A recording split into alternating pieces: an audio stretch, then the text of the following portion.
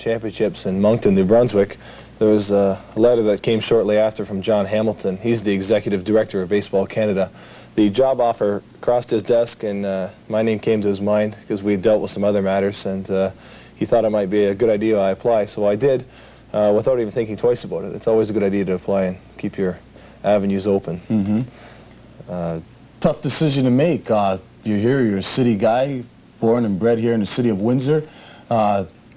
Naturally, it must have been a tough decision for you to make to go out there. Well, it was. Like I said, I didn't think twice about applying, but when it came down to time where they decided to interview me, I really had to think seriously about whether I really wanted this or not, because it's a big career change. I'm a computer programmer. That's what I went to school for, and taking a full-time job at this is pretty drastic. Yeah. As well, before I went to the interview, I just had to decide whether or not this job was worth leaving my hometown, my family, which is very close, my girlfriend, the job I have, which is well-paying and secure, and it's a big risk factor. But I decided to go out there and hear what they had to say, and obviously they liked what I had to say and offered me the job. We came to terms, and off I go. When are you heading off?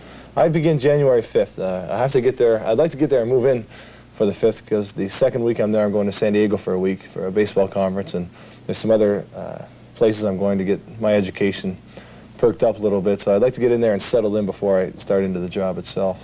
And what will duties include? Duties include, the main purpose of the job is to focus for the Canada Games team in 1989.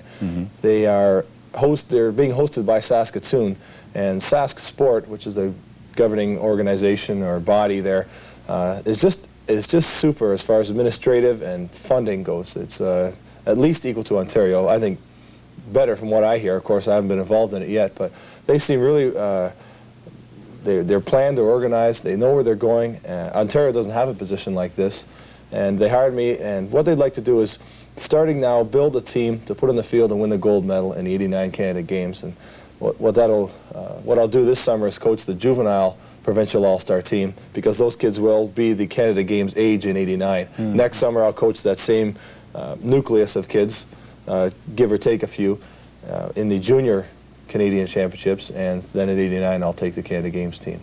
You know, Tom, a lot of people are wondering here in the city of Windsor, who's going to fill the managerial role of the Windsor Chiefs now that you're gone? Well, I'm wondering myself. We had an executive meeting the other night, and the approach we're going to take is the executive members nominated a number of people, and what we're going to do is leave the nominations open for this week so we can think about it or hear other names. We're going to broadcast it or through the paper or through you people that it is open to anybody who's interested in applying.